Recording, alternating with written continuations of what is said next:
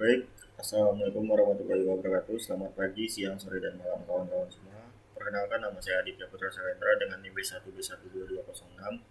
Di sini saya akan menjelaskan sedikit tentang anggaran pendapatan dan belanja daerah atau APBD Provinsi Jambi. Sebelum itu saya akan mengucapkan terima kasih kepada dosen pengampu kita yaitu Pak Alfa Beryansa, SIPMIP, telah memberikan tugas ini kepada kita semua. Baik, langsung saja ke pembahasan, yaitu yang pertama tentang pengertian apa itu APBD. Jadi APBD itu adalah anggaran pendapatan dan belanja daerah. Itu adalah rencana keuangan tahunan pemerintah daerah yang dibahas dan disetujui bersama oleh pemerintah daerah dan DPRD dan ditetapkan dengan peraturan daerah. Suatu daerah tidak akan dapat menjalankan kegiatan pemerintahan tanpa adanya anggaran. Oleh karena itu, setiap tahunnya APBD ditetapkan guna meningkatkan efektivitas dan efisiensi perekonomian daerah berdasarkan fungsi alokasi APBD. APBD APBD adalah anggaran pendapatan dan belanja daerah setiap tahun yang telah disetujui oleh anggota DPRD. Menurut peraturan Menteri Dalam Negeri Nomor 13 Tahun 2006, struktur APBD merupakan satu kesatuan yang terdiri dari yaitu yang pertama pendapatan daerah, belanja daerah, dan pembiayaan daerah. Baik, kita lanjut ke pendapatan daerah. Jadi pendapatan daerah itu adalah hak daerah yang diakui sebagai penambahan nilai kekayaan bersih dalam periode tahun bersangkutan dan tidak perlu dibayar kembali oleh daerah.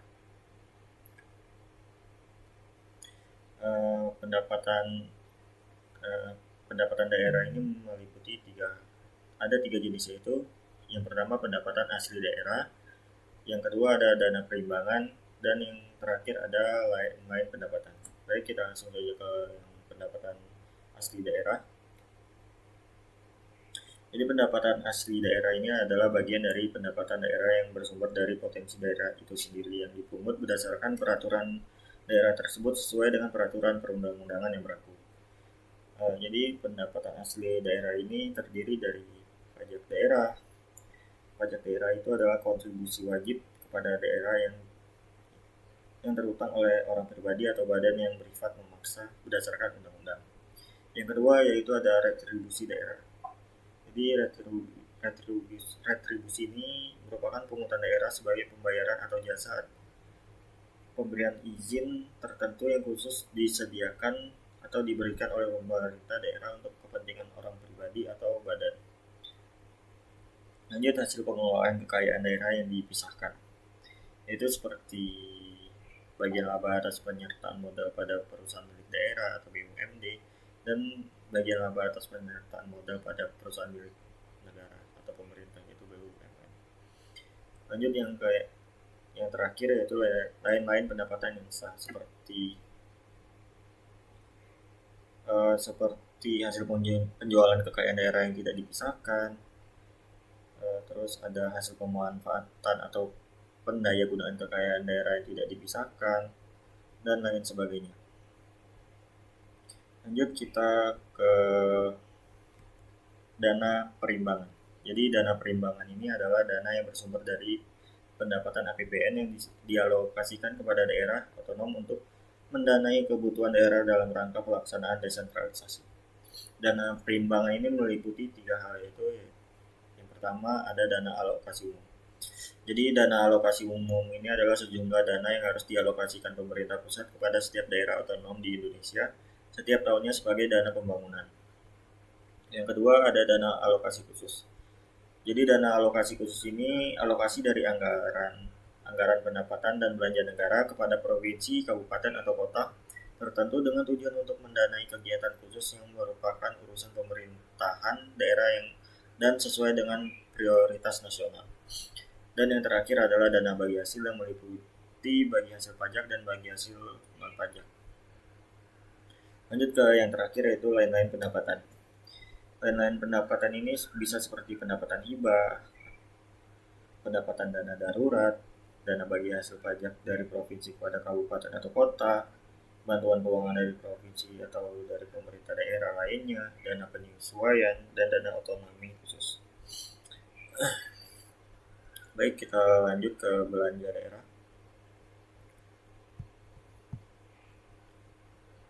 Jadi belanja daerah ini meliputi semua pengeluaran uang dari rekening kas umum daerah yang mengurangi ekuitas dana, yang merupakan kewajiban daerah dalam satu tahun anggaran yang tidak akan diperoleh pembayarannya kembali oleh daerah.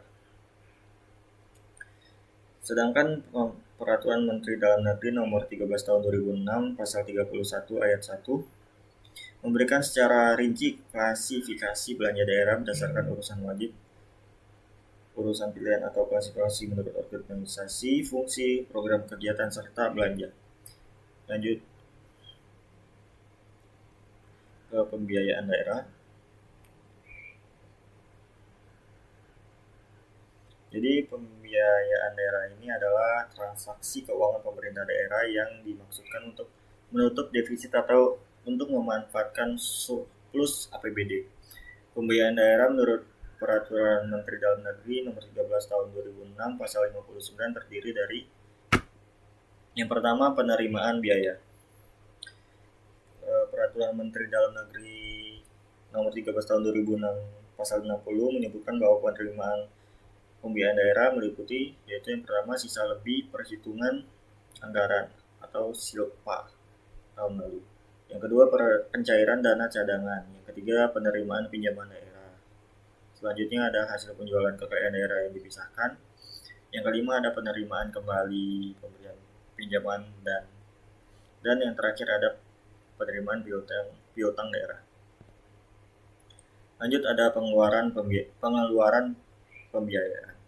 Jadi pengeluaran pembiayaan daerah ini meliputi yang pertama itu adalah pembentukan dan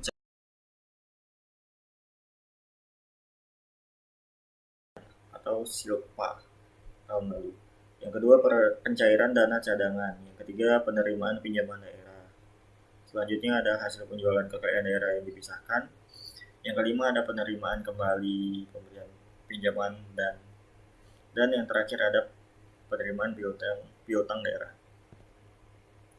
Lanjut ada pengeluaran pembiayaan. Jadi pengeluaran pembiayaan daerah ini meliputi yang pertama itu adalah pembentukan dan cadangan. Yang kedua ada penyertaan modal atau bisa kita sebut investasi pemerintah daerah. Yang ketiga ada pembayaran utang pokoknya jatuh tempo, dan yang terakhir ada pemberian pinjaman daerah. Baik, kita lanjut ke siklus penyusunan anggaran pendapatan dan belanja daerah APBD Provinsi Jambi. Jadi proses perencanaan dan penyusunan APBD mengacu pada PP nomor 58 tahun 2005 tentang pengelolaan keuangan daerah secara garis besar sebagai berikut. Yang pertama, yang ke satu yaitu penyusunan rencana kerja pemerintah daerah. Yang kedua, penyusunan rancangan kebijakan umum anggaran. Yang ketiga, penetapan prioritas dan plafon anggaran sementara. Yang keempat, penyusunan rencana kerja dan anggaran SKPD.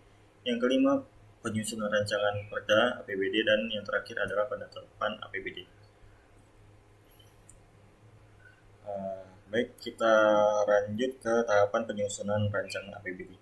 Jadi sebagaimana yang teman-teman bisa lihat di sini ada gambar proses perencanaan dan penganggaran penyusunan APBD.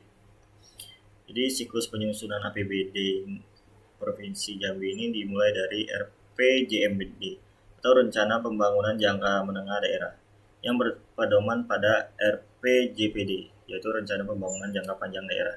Jadi RPJMD dan RPJPD ini berisi visi, misi, tujuan, sasaran, dan strategi pembangunan daerah yang akan dilaksanakan dalam jangka waktu tertentu, yaitu 20 tahun. Setelah RPJMD dan RPJPD disusun, tahap selanjutnya adalah penyusunan RKP, yaitu Rencana Kerja Pemerintah, yang berisi program dan kegiatan yang akan dilaksanakan dalam 1 tahun. RKP ini menjadi dasar penyusunan APBD Provinsi. Setelah RKP disusun, tahap selanjutnya adalah penyusunan KUA, yaitu Kebijakan Umum Anggaran, dan PPAS, yaitu Prioritas dan Plafon Anggaran Sementara, sebagai dasar penyusunan APBD. KUA dan PPAS ini berisi kebijakan umum dan prioritas penggunaan anggaran dalam 1 tahun. Setelah KUA dan PPAS disusun, tahap selanjutnya adalah penyusunan RAPBD, yaitu Rancangan Anggaran Pendapatan dan Belanja Daerah. RAPBD ini berisi rincian pendapatan dan belanja daerah yang akan dilaksanakan dalam 1 tahun. Setelah RAPBD ini disusun, tahap selanjutnya adalah pembahasan dan pengesahan APBD oleh DPRD. Setelah disetujui oleh DPRD, APBD ditetapkan menjadi perda, yaitu peraturan daerah APBD. Jadi dalam siklus penyusunan APBD provinsi terdapat beberapa tahapan yang harus dilalui, mulai dari penyusunan RPJMD dan RPJPD, penyusunan RKP, penyusunan KUA dan PPAS, penyusunan RAPBD, hingga pembahasan dan pengesahan APBD oleh DPRD dan ditetapkan menjadi perda APBD. Semua tahapan ini harus dilakukan dengan cermat dan hati-hati agar APBD yang disusun dapat mendukung pembangunan daerah secara efektif dan efisien.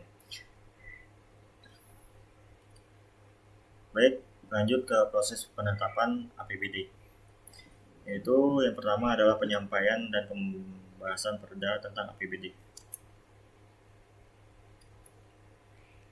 Menurut ketentuan dari pasal 104 Peraturan Menteri Dalam Negeri Nomor 13 Tahun 2006, Perda beserta Raperda beserta lampiran-lampirannya yang telah disusun dan disosialisasikan kepada masyarakat untuk selanjutnya disampaikan oleh kepala daerah kepada DPRD paling lambat pada minggu pertama bulan Oktober tahun anggaran sebelumnya dan dari tahun anggaran yang direncanakan untuk mendapatkan persetujuan bersama.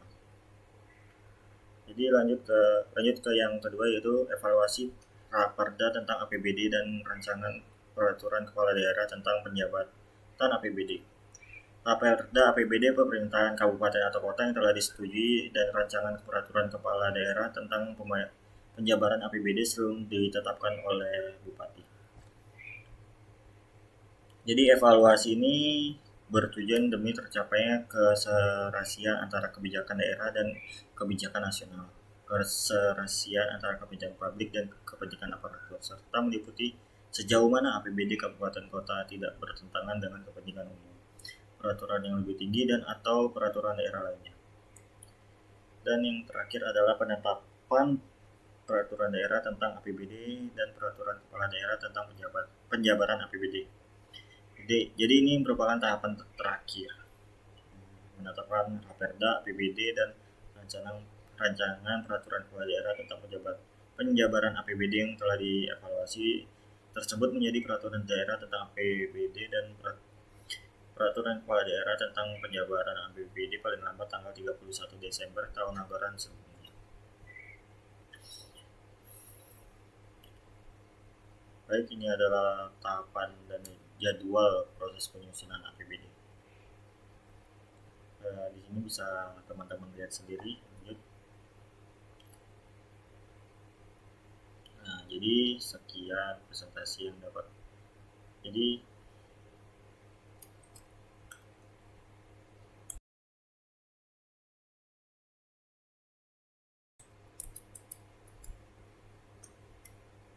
baik, jadi kesimpulannya adalah APBD ini adalah rencana keuangan tahunan pemerintah daerah yang dibahas dan disetujui bersama oleh pemerintah daerah dan DPRD dan ditetapkan dengan peraturan daerah menurut Peraturan Menteri Dalam Negeri Nomor 13 Tahun 2015. Jadi saran saya adalah agar anggaran pendapatan dan belanja daerah APBD sesuai dengan prinsip dan asas yang berlaku umum.